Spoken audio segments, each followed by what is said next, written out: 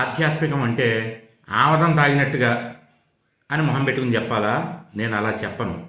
ఆధ్యాత్మికం అంటే ఆహ్లాదంగా చెప్పుకోవలసింది. భక్తి అంటే భక్తిగా చేయాల్సింది, భయంగా చేయాల్సింది కాదు. కాబట్టి ఆధ్యాత్మికం కానీ భక్తి కానీ నేను ఇలా నవ్వుతూనే నవ్విస్తూనే చెప్తాను.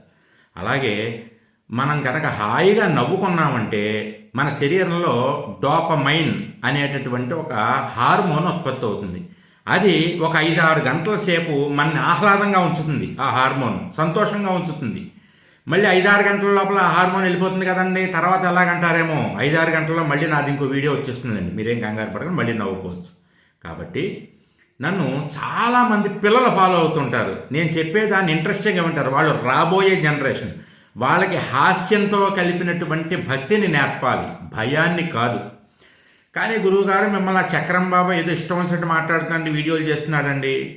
ఆయన చక్రం బాబాయే కాదు, బనానా బాబాయ్ కూడా. ఆయన్ని మేము పట్టించుకోం.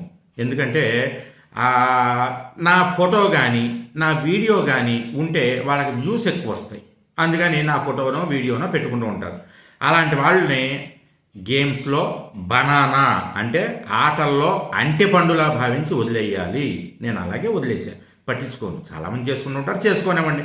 అది వాళ్ళకి జీవనాధారం. ఈ రకంగా అయినా నా పేరో నా బొమ్మో వాళ్ళకు ఉపయోగపడుతోంది, అన్నం పెడుతోంది, అది నాకు సంతోషం. కాబట్టి బనానా బాబాయిల గురించి ఇంకా మనం ఏం కామెంట్లు చెయ్యొద్దు, వాళ్ళని ఏం అనొద్దు. హాయిగా నవ్వుకుందాం, నవ్వించుకుందాం, సంతోషంగా ఉందాం. అలాగే ఆఖరుగా ఇంకొక మాట, నేను గురువుని కాదమ్మా. ఎవరైనా గురువుగా ముసుగు వేసుకుని ప్రయత్నం చేస్తుంటారు. ముసుగు వేసుకోవాలని, గురువుని అనిపించుకోవాలి, పిలిపించుకోవాలని. నా గురువుగా పిలిపించుకోవడం నాకు ఇష్టం ఉండదు. ఎందుకంటే నేను గురువుని కాదు, నేను మీ ఇంట్లో మనిషిని.